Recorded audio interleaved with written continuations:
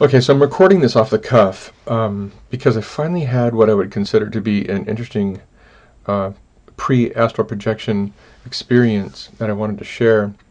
Um, I haven't been posting videos lately because, God, I've been trying about a whole bunch of stuff, and this is attached to the Lucidology stuff, which I was frustrated with because I couldn't.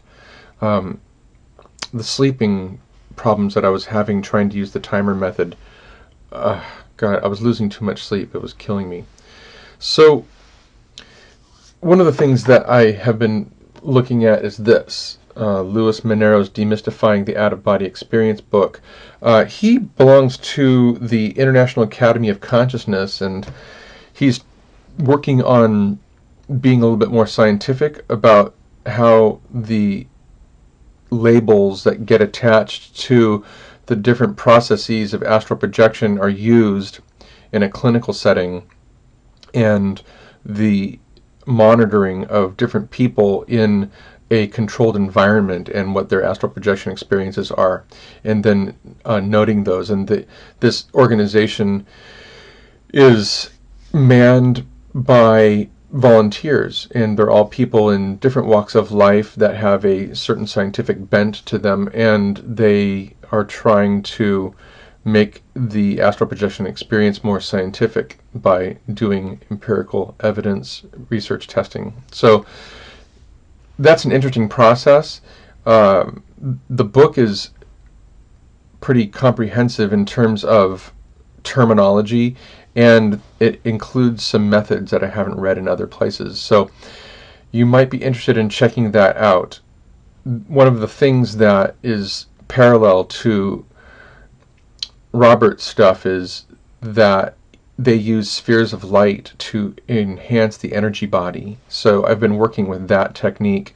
It's a little bit different than Robert's. Robert goes through different parts of the body, and their method is just to do basically imagine that you have a sphere of energy, and it's not anything you can actually see. You have to feel it, and you're using your imagination to incite the feeling of energy moving from the bottoms of the feet all the way up to the top of the head and then back down. I've been synchronizing that with my breath, and it's a very interesting experience to actually do that. I think it actually has helped to enhance my energy body. If you followed all of my videos, you know that I've had a really difficult time trying to astral project. Another method that I've been following is something that a guy named James Limborg sent me. He had done a lot of astral projection research and had come up with a couple of PDFs that he suggested that I read. One of them I didn't read, it was very long, but one of them I did, and it's a very simple process. He calls it the Astral Projection Sphere of Light Method, and it was free, so I'm going to post a link to it on the bottom of this video so you can check it out. And the method is super simple. I like simple, so I've worked with it. I haven't had success with it, but it has done something to enhance my experience a bit. And today, I think it was partly responsible for the experience that I did have, which I'll talk about in a moment.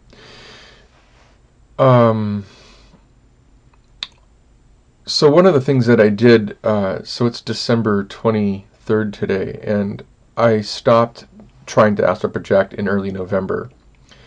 I was tired of not getting results, and it was getting kind of frustrating, so I figured I would just focus on doing the spherical energy method of running the energy body, the energy sphere up and down my body, and just keep working on enhancing that. But then I just got fed up with everything and didn't do anything for quite a while. But what I did do was I started working on a Merkaba meditation of, if you're familiar with the Merkaba, it's just spinning these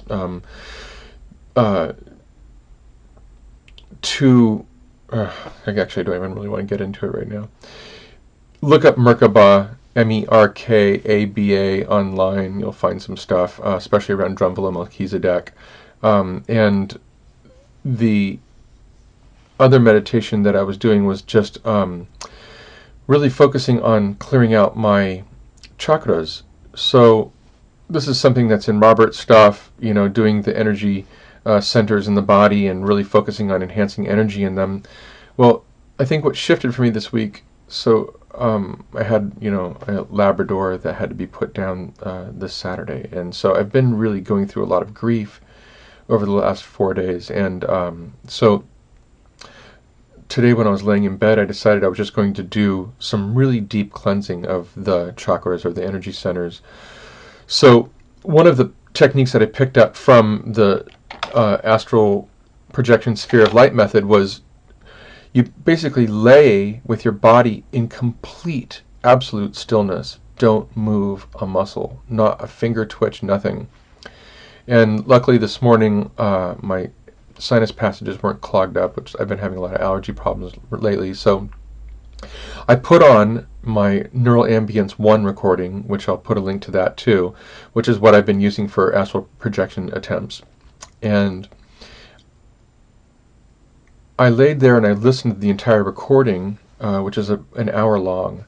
And with the sphere of light method, when you lay in this complete stillness, you get to a point where the body wants to turn over so badly that you have to fight it. And a lot of people who do astral projection talk about this experience, especially Mr. Newport with Lucidology talks about resisting the need to roll over. But the sphere of light method, you actually resist until you finally are ready to go to sleep, and then you turn over on your side, and then that's where the astral projection experience happens. So I did that this morning. I listened to Neural Ambience for an hour. When it finished, I reached over, I turned it back on, and then I rolled over on my side.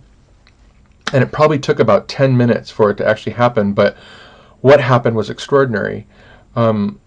So I have to say that this entire morning, really doing deep energy center clearing and bringing white light in and sitting with each energy center for a good period of time, my body, by the time I got to the third energy center, the solar plexus, my body was in a very light state of vibration. And so I kept working on enhancing the vibration. I can't exactly explain to you how to do that. It's more of a will that you are trying to enhance the vibration. By the time I rolled over on my side, the vibration in my body was it was pretty steady and fairly noticeable. So I'm laying on my side and I start to feel the tremors in the inside of my body, and it's not the light vibration. It's a really heavy, as if somebody's grabbing you by the shoulders and shaking you, or you're, I don't know, in the middle of an earthquake or something. It's the whole inside of your body is shaking uncontrollably, and yet kind of like you have the shivers if you've ever been really cold or had a fever, and yet your body's not moving. It's all happening on the inside. And then suddenly I saw this gray tunnel, and the visuals of it, my mind kept working, and so I wasn't scared, so I didn't go into fear or anything, but my body was shaking, and my vision, I'm seeing this tunnel, and my mind is going, hey, that looks like special effects. I think I've seen that in a movie. Oh, that's really interesting. And I'm watching the overlays of what looks like CMYK colors moving around. So I'm seeing magenta, and I'm seeing turquoise, and I'm seeing gray, and they're kind of overlapping. And then my whole insides started rolling in 360 degrees along my internal axis.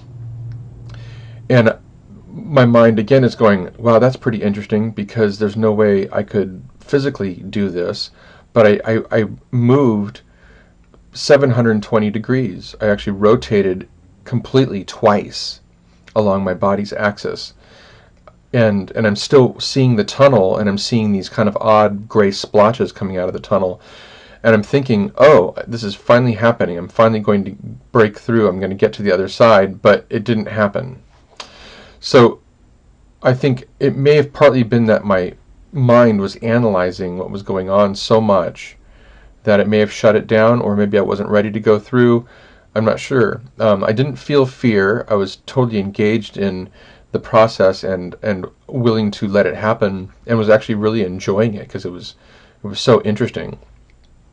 But eventually it faded, And then I laid there for a while, still listening to neural ambience in my headphones, and I was thinking that I might lay there for a while and try it again. But one of the things that I've noticed, I have picked up when I have astral projected, because I've gotten some visual cues. But when I come back to consciousness, I realize that I missed the opportunity, that my energic body has left and is probably out somewhere and is snapping back in, and I missed it. My consciousness missed the opportunity to fully engage in the astral body's experience. So this time that didn't happen, though. I was able to hold on to it for this brief period of time and see the tunnel, which was really good. I'm really glad that happened. So today this is a momentous experience for me, that I actually have started to move through the tunnel. I've started to get to the other side. Where I'll end up, I don't know. I don't know if I'm going to be one of those people that just pops into your room and then ends up wandering around the house. I think basically the fact that I saw the tunnel indicates to me that I'm probably going to go somewhere else. And I would note also that today's experience, I was getting a lot of visuals, really quick flashes of different things. In fact, I even saw my front door of my house and a strange man standing in front of it. So I think maybe I did actually pop into my living room for a moment and then came back into my body. So I may have popped out into the astral body a couple of times, just wasn't able to connect the consciousness to my physical consciousness. So that's my update. So I'll put some links to things down below, and happy holidays.